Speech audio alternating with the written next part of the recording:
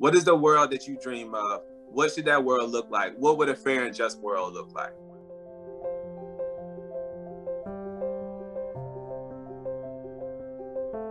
We're primarily concerned with what we can do. And I think what I learned in those early years is to put that aside for a second and to listen and to observe and to hear what people understand, the people closest to problems understand as those problems.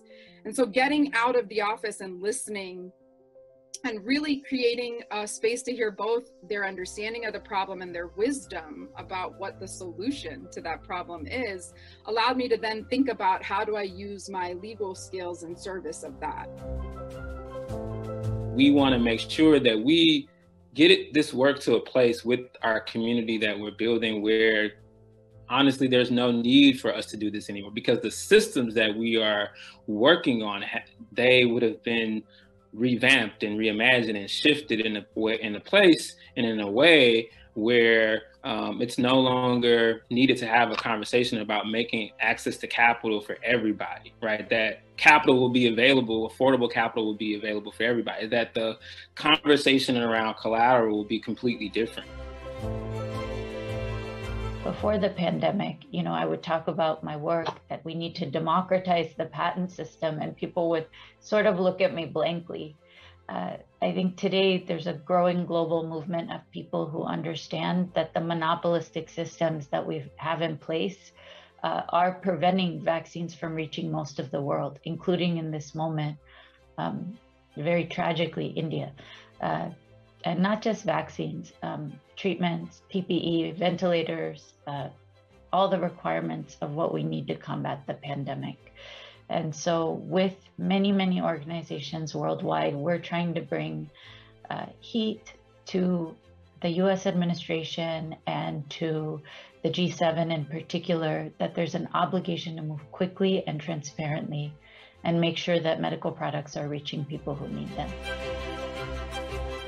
With our food system being pushed out into the ocean, with fish stocks under pressure because of climate change, we will be farming our ocean.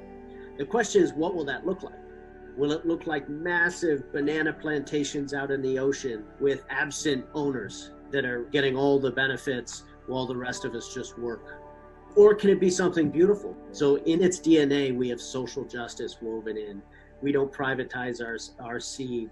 The oceans remain commons. We create millions of jobs and an incredible amount of food to feed the planet.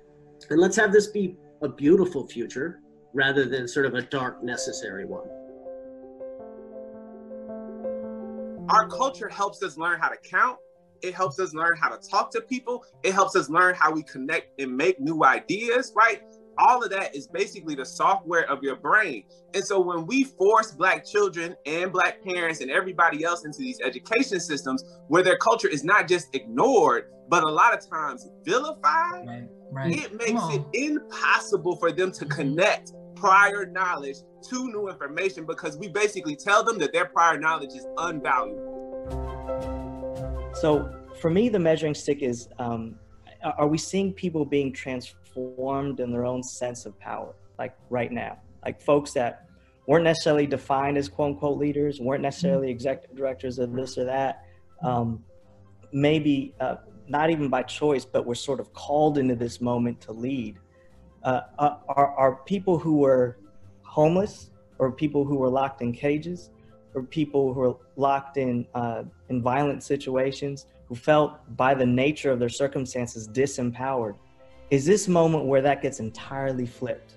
That folks who have been stripped of power, told that they had no voice, told that they, because of who they were and who they come from, and what they represent in society, should not have voice. That's actually who's being heard now.